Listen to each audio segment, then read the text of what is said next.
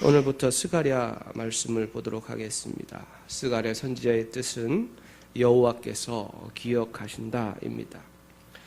시기는 포로기 이후 선지자며 학개와 동시대입니다.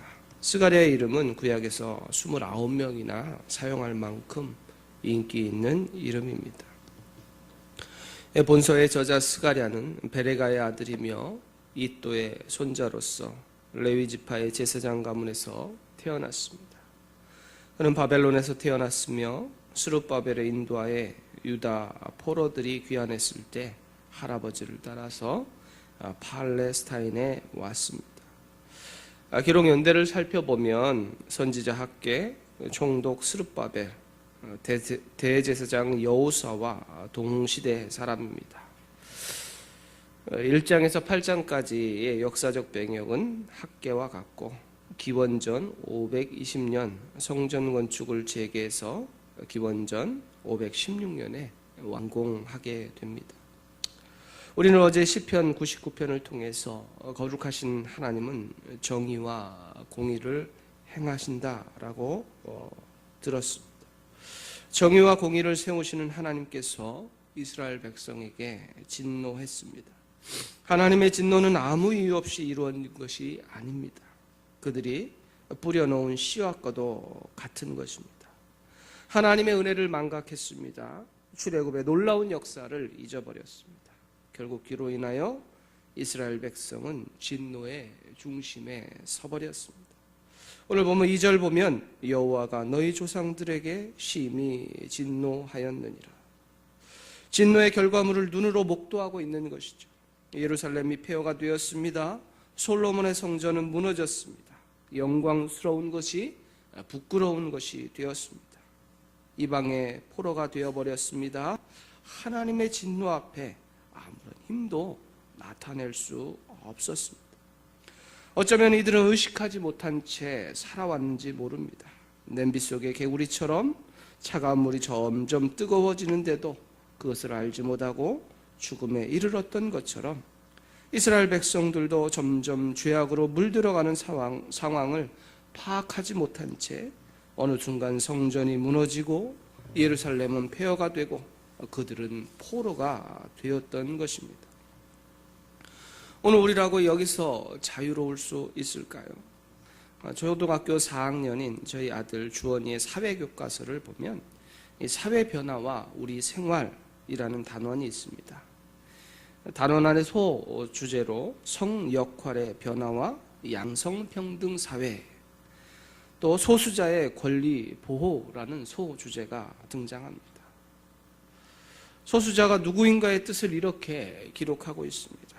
다수의 사람들과 행동이나 모습 등이 다르다는 이유로 차별을 받거나 부당한 대우를 받는 사람들입니다. 결정하는 기준, 구성원이 많고 적음이 아니라 사람들이 가지고 있는 편견과 차별의 여부에 달려 있습니다. 라고 이렇게 기록하고 있습니다.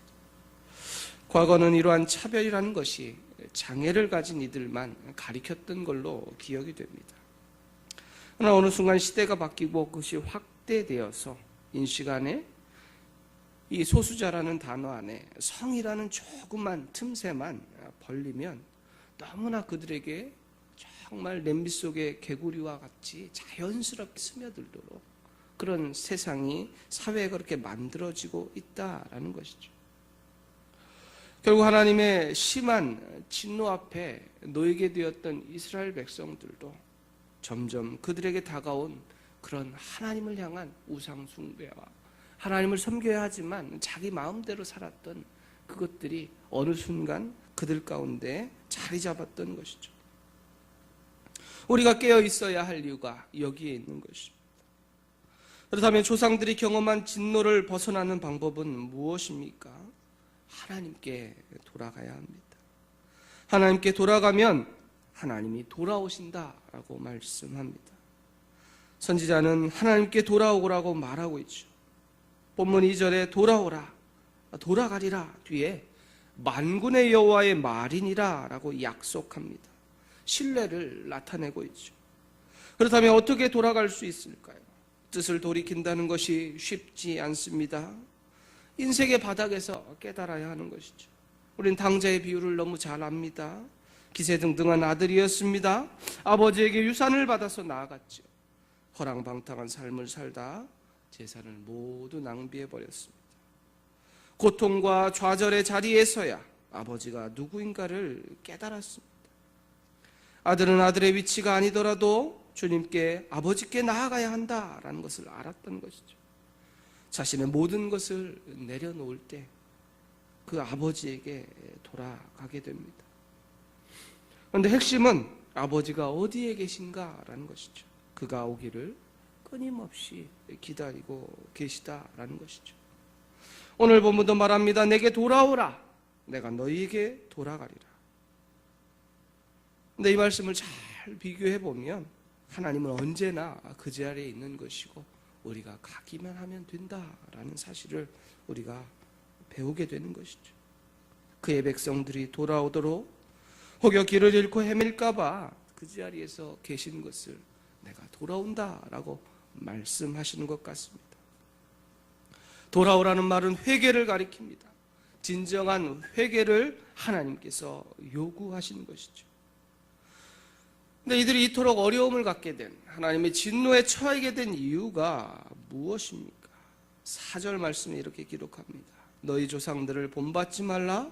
옛적 선지자들이 그들에게 외쳐 이르되 만군의 여호와께서 이같이 말씀하시기를 너희가 악한 길 악한 회기를 떠나서 돌아오라 하셨다 하나 그들이 듣지 아니하고 내게 귀를 기울이지 아니하였느니라. 여호와의 말이니라. 조상들의 범죄함 때문입니다. 하나님은 두 손을 놓고 계시지 않습니다. 선지자들을 통해서 악한 길, 악한 행위를 떠나서 돌아오라고 요청했습니다. 옛적 선지자는 누구입니까? 이사야, 예레미야, 에스겔, 하박국, 스바냐, 그리고 알지 못하는 많은 선지자들입니다. 심판을 피할 수 없습니다. 듣지 않았기 때문입니다. 귀를 기울이지 않았기 때문입니다.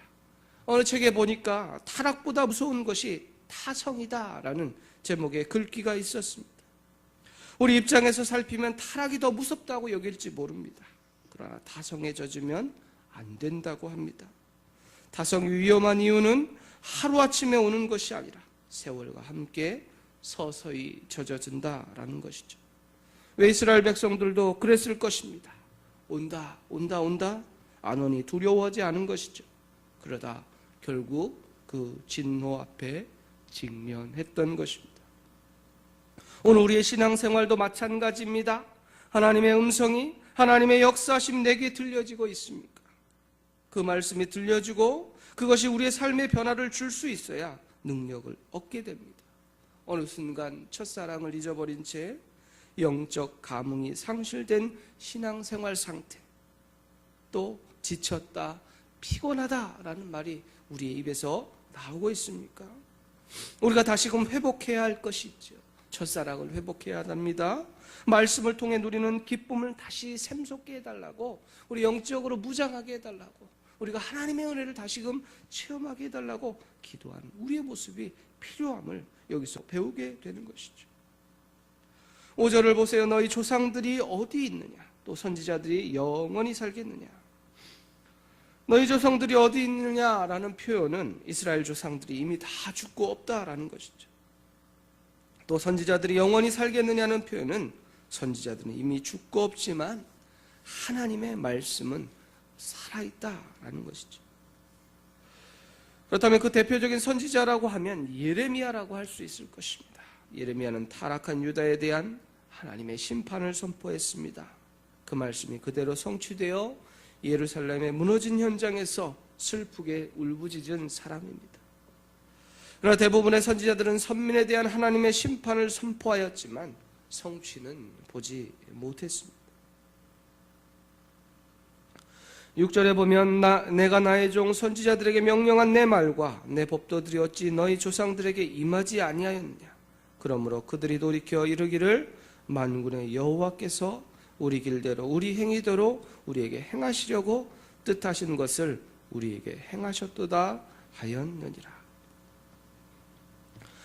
그 선지자들의 선포를 들었던 이들이 결국 이루어지는 것을 보고는 어떻게 반응합니까? 후회하고 있는 것이죠. 하나님의 말씀이 성취되기 전까지 아무도 믿지 않았습니다. 자기 소견에 옳은 대로 행했습니다. 결국 심판의 경고 앞에서도 아무런 대비를 하지 않았습니다. 바벨론에 의하여 나라가 멸망하고 자신들이 바벨론의 포로가 되고 난 뒤에야 예언을 믿게 된 것입니다. 이 얼마나 억울하고 낭패스러운 일입니까? 무너진 이후에야, 멸망하고 난 이후에야, 사랑하는 이를 잃어버리고 난 이후에야 그것이 옳았다 후회하고 아쉬워하고 안타까워하고 있지 않습니까? 우리에게 필요한 것은 듣고 회개하는 것입니다. 듣고 돌아서는 것이죠. 주님 앞에 나아가는 것입니다. 멸망의 현장, 진노의 현장, 쓰러짐의 현장에서도 하나님의 뜻을 알지 못하고 있다면 그것이 큰 문제가 되는 것이죠. 스가랴 말씀 속의 핵심은 죄는 심판을 불러온다, 회개는 축복을 가져온다. 돌아오라 라고 말하고 있습니다. 오늘 우리의 삶도 다시 한번 돌아보길 원합니다. 이 시대 속에 복잡하고 분주하고 바쁜 일상 가운데 오늘 우리의 모습을 다시 한번 돌아봐야 할 것입니다. 우리의 신앙은 정말 타성에 젖어 있지 않는가? 우리의 신앙이 정말 매일매일 샘솟는 기쁨과 즐거움 가운데 살아가고 있는가? 내가 언제나 주님 앞에 돌아가며 주님의 은혜를 바라보며 주님의 역사하심을 따르고 있는가? 다시 한번 돌아봄을 통하여서 이 땅 가운데 역사의 주관자가 되시고 우리의 삶을 인도하시며 우리의 삶을 축복하기 원하시는 그 주님의 은혜 가운데 붙들려서 힘을 얻고 능력을 얻는 우리 귀한 믿음의 성도의 삶이 되시기를 주님의 이름으로 축복합니다.